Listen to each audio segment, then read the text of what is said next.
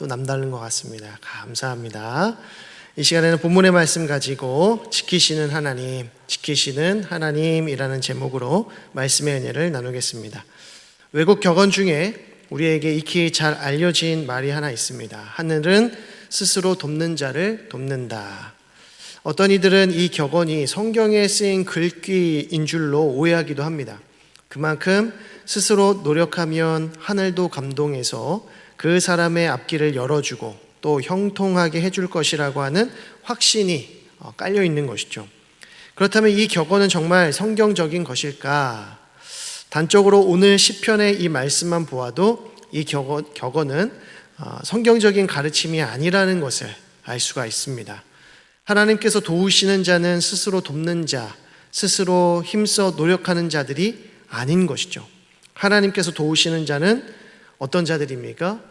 하나님의 도우심만을 간절히 사모하는 자에게 하나님께서 도우시더라는 겁니다. 하나님 외에는 나를 도울 자가 아무도 없다고 시인하는 자들에게 하나님께서 친히 찾아가 주시는 거죠. 나의 도움이 어디서 올까 질문하며 답을 찾기를 스스로 돕는 자신에게 하늘의 도움이 온다 하는 것이 아니라 하나님, 나의 도움은 다른 그 무엇도 아닌 오직 천지를 지으신 여호와 하나님께로부터 옵니다. 또 유일한 정답은 오직 하나님 한 분뿐이십니다 라고 고백할 수 있는 저와 여러분 되기를 간절히 소망합니다. 오늘 본문의 순례자는 어떤 상황 속에 있는지 보겠습니다. 그는 먼저 내가 산을 향하여 눈을 들리라, 나의 도움이 어디서 올까? 라고 질문합니다. 우리는 이 질문을 통해서 예루살렘 성전을 향하여 전진하는 순례자의 여정이 결코 녹록치 않고 평탄치 않다는 사실을 직감하게 됩니다. 실로 순례의 길에는 많은 위험이 도사리고 있습니다. 우리는 3절 이하의 내용들을 통해서 이 순례자가 어떤 위험에 처해 있는지를 알 수가 있죠. 그래서 어떤 도움을 필요로 하고 있는지를 보게 됩니다. 3절 이하의 내용은 화자가 너로 바뀝니다. 앞에 1절과 2절에서는 화자가 나였지만 3절부터는 너, 이 시편을 이끌어가는 대상이 바뀌는 것이죠. 신학자들은 순례자들을 너라고 부르고 있는 이 화자는 아마도 그의 부모이거나 그와 같은 지역에 살던 제사장일 것으로 봅니다. 곧 예루살렘 성전으로 향하는 이 순례의 여정을 위해서 하나님께서 친히 동행해 주시기를 간구하는 기도로 볼 수가 있는 것이죠. 3절을 보면 순례자가 실족하지 않기를 기원하고 있습니다. 순례자에게 찾아오는 가장 1차적인 위험은 바로 발을 헛딛는 것입니다.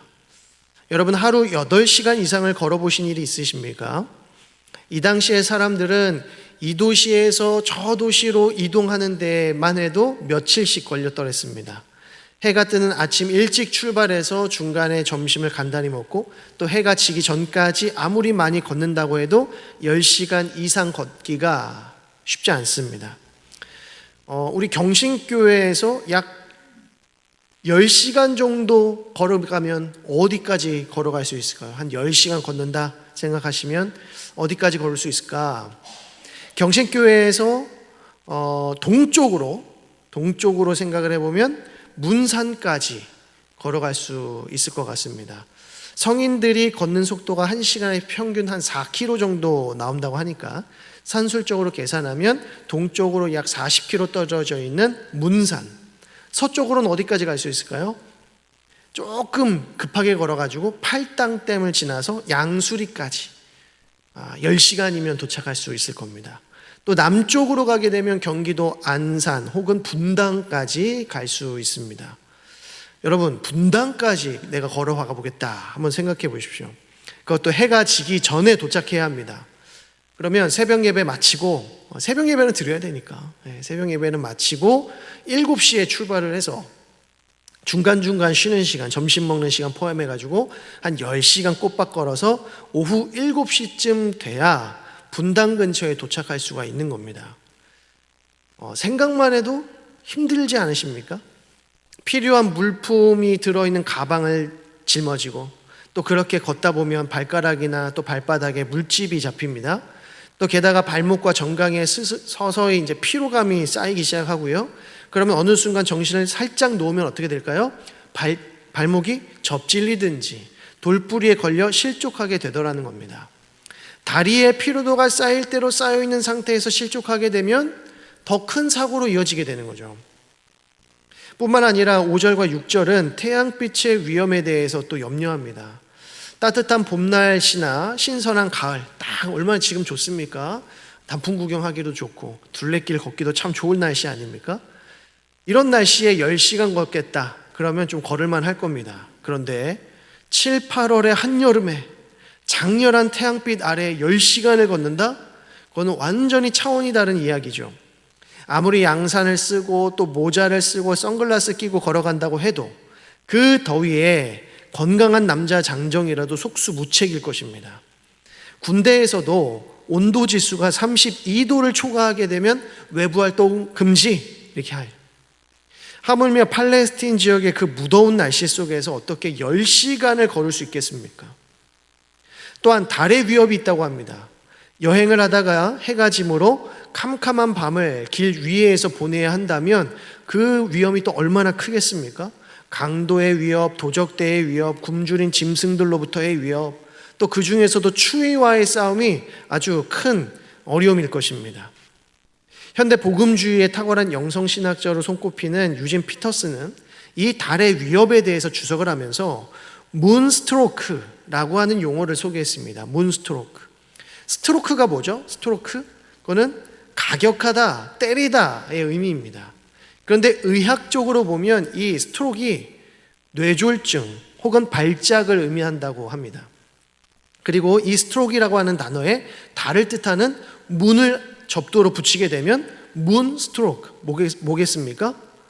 광기, 정신착란을 의미한다고 합니다. 이 표현은 고대 작가들이 주로 사용했던 시적인 표현인데 당시 사람들은 정신병이 달빛의 영향으로부터 오는 것이라고 믿었다고 합니다.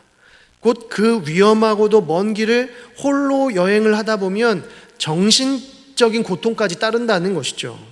순례의 길을 가다가 만나는 여러 위협들이 고통스러울 것인데 이제는 순례의 여정 그 자체가 정신적으로 고단해져 버린다는 겁니다. 이에 본문의 순례자는 이토록 도움이 필요한 그 순간에 지금 무엇을 하고 있습니까? 산을 바라보면서 도움을 요청하고 있다는 것입니다. 왜 산을 바라보면서 도움을 구하는 것일까요? 이 구절은 그 의미를 명쾌하게 해석하기가 쉽지 않은데요. 1절과 2절의 내용을 서로 동일한 어조로 비슷한 뉘앙스로 해석을 하든지 아니면 1절과 2절을 서로 대조적으로 다른 어조로 해석해야 하는지 논쟁의 핵심입니다.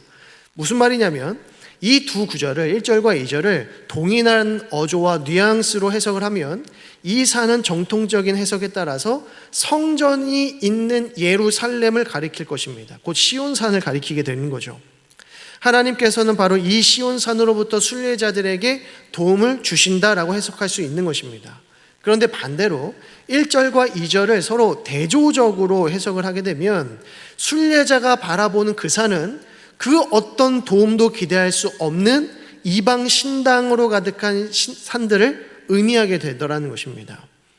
이에 순례자는 이 산 저 산 꼭대기에 위치해 있는 이방 신당들을 바라보면서 진정한 도움은 인간의 손에 의해 만들어진 거짓 신당들이 아니라 천지를 말씀으로 창조하신 여호와 하나님께로부터 온다라는 것을 확신하고 있는 거죠.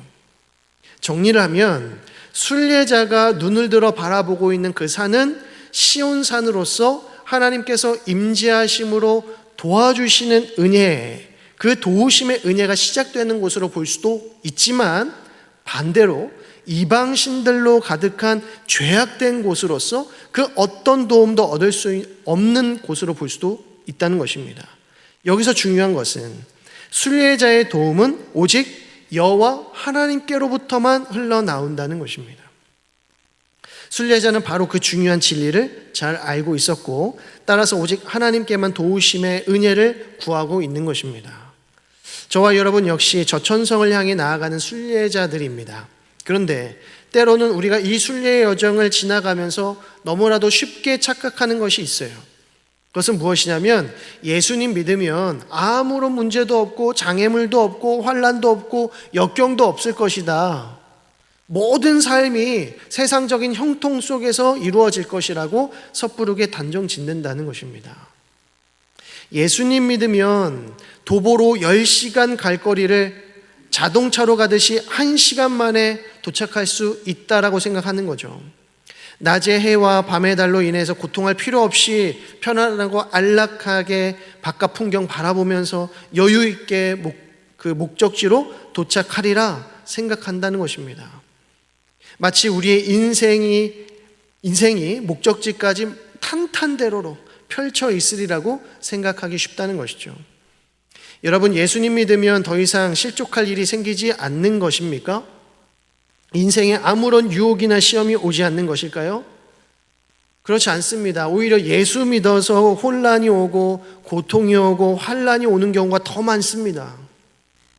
우리의 이 순례의 여정은 하와이나 몰디브 같은 휴양지에서 보내는 달콤한 휴식 정도가 아닙니다. 우리는 휴가 온 게 아닙니다. 도리어 지금도 수많은 총탄이 날아들고 여기저기에 폭탄이 떨어지고 있는 영적 전쟁터입니다. 예수 믿으면 자연스럽게 삼박자 축복이 임하는, 부자 되고 건강해지고 자녀들 모두가 다 성공하는 그런 인생 되는 거 아니라는 것입니다. 저와 여러분은 예수를 믿은 후에도 여전히 실족하고 넘어지고 쓰러지더라는 거죠. 걷다가 지쳐서 다리와 발목에 말할 수 없는 피로감이 쌓여 있습니다. 조금만 움직여도 다리에 쥐가 날 것 같고 발은 심하게 부어오르고 있고 발바닥에는 500원짜리 동전만한 물집이 크게 잡혀 있어서 얼마나 쓰라린지 모른다는 겁니다. 그러나 우리는 또 내일 해가 뜨면 그 자리를 훌훌 털어버리고 저 천성을 향해서 또다시 걸어가야 하는 것입니다. 태양빛이 장렬한 대낮이라고 할지라도 또 사나운 짐승과 차디찬 밤이슬이 온몸을 엄습하는 그 밤중에도 우리는 계속해서 이 순례의 여정을 걸어가야 하는 것입니다. 우리의 수많은 믿음의 선진들은 우리가 걸어가야 하는 길을 탄탄대로라 하지 않았습니다. 모든 사람들이 가고자 하는 넓고 평탄한 길 아니다라고 했습니다. 그 길은 어떤 길입니까? 좁고 협착하여 찾는 이가 극히 적다고 했습니다. 조금만 정신줄 놓고 있으면 실족하여서 넘어질 만큼 돌뿌리가 많은 심히 울퉁불퉁한 비포장도로입니다. 그래서 우리의 순례자는 간절히 도움을 요청하고 있는 것 아니겠습니까? 그래서 간절한 마음으로 도움이 어디서 올까 하며 저 높은 산 바라보고 있는 것이 아니겠습니까? 예수 믿는 그 순간부터 우리의 앞길이 탄탄대로이고 또 넓고 평탄한 길로 이어진다면 무슨 이유로 산을 향하여 눈을 들겠습니까? 그냥 마음 편하게 걸어가면 되지. 이미 모든 도움과 필요가 다 채워진 상황 속에서 하나님의 도우심을 구할 필요 뭐 있겠습니까? 모든 것이 탄탄대로인데. 오히려 그 반대라는 것입니다. 예수를 믿은 그 순간부터 우리에게 펼쳐지는 이 순례의 여정은 하나님의 도우심이 없이는 단 한 발짝도 걸어갈 수 없는 고난의 길이라는 겁니다. 이 순례의 여정은 하나님의 도우심이 없이는 낮의 해와 밤의 달을 감당할 수 없다는 겁니다.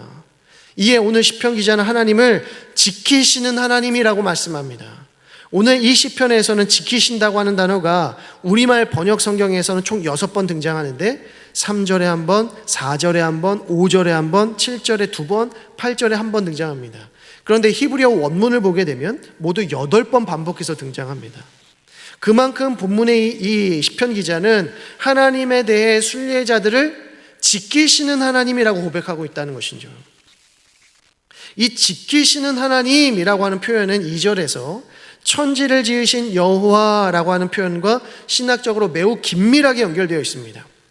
하나님께서 이 땅의 순례자들을 지키시는 그 이유와 목적이 무엇입니까?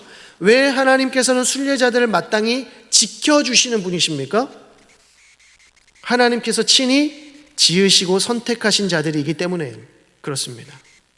부모가 자식을 먹이고 입히고 재우고 보살피고 보호하고 지켜주는 이유는 무엇일까요? 다른 이유 없습니다. 내 자식이니까, 내 아들과 내 딸이니까 지키는 겁니다. 돌보는 겁니다. 내가 낳았기 때문이죠. 다른 이유는 없습니다. 내 자식이 다른 자식들보다 더 잘생기고 더 이쁘게 생기고 더 사랑스럽기 때문에 보살펴 주시는 겁니까? 그렇지 않습니다. 나중에 자녀들 덕 좀 보자고 지금 자녀들에게 투자하시는 겁니까? 나중을 위해서가 아니라 바로 지금 우리의 자녀들을 사랑하기 때문에 그들을 지키고 돌보는 것입니다. 하나님께서 우리를 창조하셨다고 하는 것은 즉각적으로 하나님의 돌보심을 내포하게 되어 있습니다. 하나님이 저와 여러분들을 지으셨다면 하나님께서 반드시 저와 여러분들을 어떻게 하신다? 책임지신다, 지키신다는 것입니다. 하나님은 우리를 지으실 때부터, 아니 태초 전부터 우리를 지으시기로 계획하신 그때부터 우리를 돌보시기로, 지키시기로 작정하신 것입니다. 시편 2편 7절은 이렇게 말씀합니다. 내가 여호와의 명령을 전하노라. 여호와께서 내게 이르시되 너는 내 아들이라. 오늘 내가 너를 낳았도다 라고 합니다. 하나님께서 우리를 당신의 자녀로 삼으신 것은 그가 친히 우리를 낳으셨기 때문입니다. 하나님은 우리를 하나님의 자녀로 부르시고 천성을 향해 전진한 순례자로 부르셨음을 기억하시기 바랍니다. 따라서 하나님은 우리를 마땅히 필연적으로 지키시고 보호하십니다. 그렇다면 하나님의 지키심이 우리에게 어떻게 나타나고 있을까요? 4절을 보겠습니다. 4절을 보시면 이스라엘을 지키시는 이는 졸지도 아니하시고 주무시지도 아니하시리로다 라고 합니다. 하나님은 결코 졸지도 주무시지도 않으심으로 우리를 지켜주십니다. 하나님은 마치 우리 영혼의 파수꾼과 같이 늘 깨어서 우리의 영혼을 지켜주신다는 것입니다.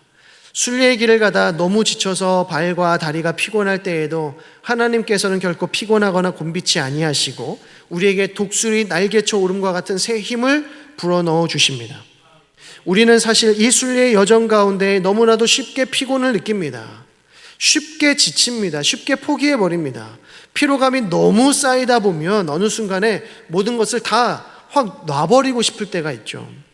그로 인해서 자기 자신에 대해 실망하고 낙심할 뿐만 아니라 다른 순례자들에게도 상처를 주고 아픔을 줍니다. 지난주에는 은혜로 충만했는데 이번 주에는 짜증으로 충만합니다. 지난주에는 말씀이 그렇게 달콤할 수가 없었는데 이번 주에는 말씀 때문에 시험에 빠집니다. 이러한 삶이 계속해서 우리 안에 오고 가더라는 것이죠. 열정이 있는 신앙인으로 살고 싶다가도 이게 다 무슨 소용인가 싶기도 합니다. 그냥 예수만 믿어서 천국 가면 그만인데 뭐하러 이렇게 고생하면서 봉사하고 사역해야 하는지 모르겠다는 거죠. 괜히 마음고생, 몸고생하는 것 같습니다. 우리에게는 너무나도 쉽게 실증이 찾아오고 나태함과 게으름이 찾아옵니다. 그렇게 영적 침체에 빠지기도 하는 것이죠. 저와 여러분들은 그토록 연약한 존재라는 것입니다. 그러나 우리를 지으신 하나님께서는 우리의 이러한 나약한 영혼을 타오르는 열정과 식지 아니하는 사랑으로 지켜주신다는 것입니다. 우리 영혼에 대하여 어느 한순간에도 실증을 느끼시거나 태만해 보신 적이 없으십니다. 하나님은 우리에 대하여 결코 졸거나 주무시지 않으십니다. 하나님은 언제나 우리를 그렇게 지켜주시는 분이십니다. 또한 하나님께서는 우리를 오른편에서 그늘이 되어주심으로 우리를 지켜주신다고 말씀합니다. 5절 말씀 보겠습니다. 여호와는 너를 지키시는 이시라. 여호와께서 내 오른쪽에서 내 그늘이 되시나니. 하나님은 우리 순례자들의 그늘이 되어주시되 특별히 오른쪽에서 그늘이 되어주신다고 말합니다. 오른쪽에서 그늘이 되어주신다는 것은 두 가지의 의미를 갖는데요. 하나는 우리가 잘 아는 대로 해는 어디서 뜹니까? 동쪽에서 떠오릅니다. 따라서 하나님은 낮의 해의 모든 위협으로부터 우리를 가려주시겠다라고 하는 은유적 표현이죠. 또 다른 의미에서는 강력한 보호와 도움을 의미합니다. 히브리 문화 속에서 오른쪽이라고 하는 것은 강력한 힘과 의로움을 상징합니다. 오른쪽이 약하다라고 하는 것은 다른 말로 장애가 있다는 뜻입니다. 그래서 사사기에 등장하는 에훗의 별명이 왼손잡이 에훗이었는데요. 이 말의 뜻은 그가 오른손보다 왼손을 더 잘 사용했다라는 뜻이 아니라 오히려 오른손에 무엇이 있었다? 장애가 있었다는 의미입니다. 마찬가지로 하나님께서 우리의 왼편에서 그늘이 되시는 것이 아니라 오른편에서 그늘이 되어주신다고 하는 것은 더욱 확실하고도 강력한 도우심, 지키심을 약속하시는 말씀입니다. 그리하여 하나님은 낮의 해와 밤의 모든 달의 위협으로부터 우리를 지켜주신다는 거죠. 세 번째로 하나님께서 우리의 영혼을 지키시되 영원까지 지켜주신다고 말씀합니다. 7절 하반절과 8절의 말씀을 보면 내 영혼을 지키시리로다. 여호와께서 너의 출입을 지금부터 영원까지 지키시리로다 라고 합니다. 우리 영혼에 대한 하나님의 보호하심과 지키심은 언제까지 유효합니까? 영원까지입니다. 우리 하나님의 보호하심의 유통기한은 영원하다인 것입니다. 하나님은 영원히 신실하시고 성실하신 분이고 우리가 마침내 천성에 도착할 때까지 우리와 함께 동행해 주실 것입니다. 하나님은 우리의 영혼을 끝까지 견인하십니다. 성도의 견인교리의 핵심은 하나님께서 마지막 그날까지 이루신다는 것입니다. 우리 마음에서 시작된 하나님의 은혜의 역사가 끝까지 지속되어서 구원의 완성에 이르도록 성령께서 우리로 하여금 끝까지 견디게 하시고 인내하게 하시는 것, 이게 견인입니다. 견디게 하시고 인내하도록 힘주시고 능력 베풀어 주신다는 거죠. 하나님의 이러한 영원하신 약속은 구약 성경에서뿐만 아니라 신약 성경 안에서도 풍성하게 나타나고 있는 진리의 교리입니다. 요한복음 10장 28절과 29절 말씀을 보면 내가 그들에게 영생을 주노니 영원히 멸망하지 아니할 것이요 또 그들을 내 손에서 빼앗을 자가 없느니라. 그들을 주신 내 아버지는 만물보다 크심에 아무도 아버지 손에서 빼앗을 수 없느니라. 또 로마서 11장 29절에 이렇게 말씀합니다. 하나님의 은사와 부르심에는 후회하심이 없느니라. 또 디모데후서 4장 18절 말씀, 주께서 나를 모든 악한 일에서 건져내시고 또 그의 천국에 들어가도록 구원하시리니 그에게 영광이 세세 무궁토록 있을지어다. 아멘이라고 했습니다. 말씀을 정리합니다. 하나님은 우리를 끝까지 영원까지 신실하게 지키시는 분임을 믿으시기 바랍니다. 예수님께서는 우리에게 이렇게 기도할 것을 명령하셨죠. 우리를 시험에 들게 하지 마옵시고 다만 악에서 구하옵소서. 주님께서 가르쳐 주신 기도에 주목할 점은 우리에게 시험이 없게 하옵소서라고 하지 않았다는 점입니다. 시험 자체를 없게 해달라고 기도하게 하신 것이 아니라 시험이 혹 온다고 할지라도 어떻게 하지 않게 해달라? 시험에 들지 않게 해달라. 다만 악에서 구해달라 기도하라고 말씀하십니다. 이에 고린도전서 10장 13절 말씀 우리가 잘 아는 말씀입니다. 오직 하나님은 미쁘사 너희가 감당하지 못할 시험 당함을 허락하지 아니하시고 시험 당할 즈음에 또한 피할 길을 내사 너희로 능히 감당하게 하시느니라. 우리는 오늘도 이 순례의 여정에 여전히 실족할 수 있습니다. 낮의 해와 밤의 달의 위협에 노출되어 있습니다. 예수 믿어도 고난이 오고 시험과 유혹이 찾아옵니다. 그러나 하나님께서는 우리가 감당하지 못할 시험 당함을 허락지 아니하십니다. 혹 시험을 당할 즈음에 피할 길을 내셔서 능히 감당하게 하시는 분이십니다. 하나님은 우리를 지키시되 졸지도 아니하시고 주무시지도 아니하시며 우리를 지키시되 오른편에서 그늘이 되어주시고 우리를 지키시되 영원까지 지키시는 분이심을 기억하시고 저 천성을 향해서 담대히 걸어 나아갈 수 있는 저 여러분 되어지기를 주님의 이름으로 간절히 축원드립니다. 기도하겠습니다. 하나님 아버지, 이 오후의 시간에도 저희들 하나님을 예배하는 자리로 불러 모아주시고 귀한 말씀으로 덧입혀 주심에 감사드립니다. 하나님, 우리를 하나님의 귀한 자녀들로 택하여 주시고 불러 모아 주셨사오니 우리의 모든 순례의 여정 가운데 피곤하거나 곤비치 아니하도록 우리를 지켜 보호하여 주옵소서. 혹 낮의 해와 밤의 달의 위협이 온다고 할지라도 우리를 영원까지 지키시는 하나님의 도우심만을 의지하며 끝까지 견디고 인내할 수 있도록 인도하시고 시험을 당할지라도 능히 피할 길을 내사 그 모든 것 감당케 하시는 하나님만을 바라볼 수 있는 귀한 믿음 허락하여 주옵소서. 새롭게 시작되는 이 한 주 가운데 주님의 주신 말씀 붙잡고 승리하길 원합니다. 주님, 우리와 함께하여 주시고 말씀의 능력으로 덧입혀 주옵소서. 감사드리며 예수 그리스도의 이름으로 기도드립니다. 아멘.